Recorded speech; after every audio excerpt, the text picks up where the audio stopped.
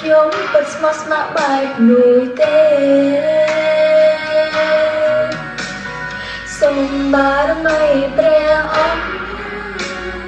ជួយឲ្យខ្ញុំជួបស្នេហ៍ស្មោះដូចទុំបានទេជាតិនេះ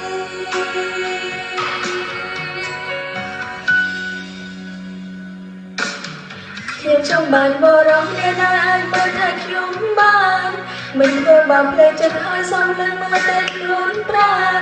ស្រឡាញ់អ្វីជាខ្ញុំមិនរួចធ្វើអាគមហើយធ្វើឲ្យខ្ញុំសើចសប្បាយច្រើនជាងឲ្យខ្ញុំយំ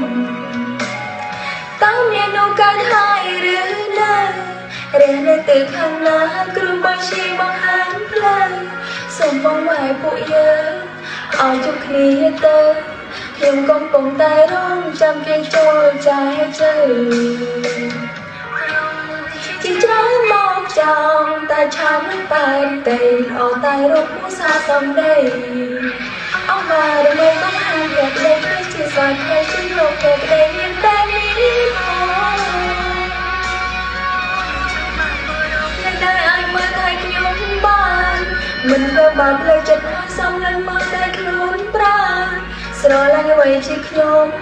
មិនលួចធ្វើអាគមហើយធ្វើឲ្យខ្ញុំសើចសប្បាយច្រើនជាងឲ្យខ្ញុំយំ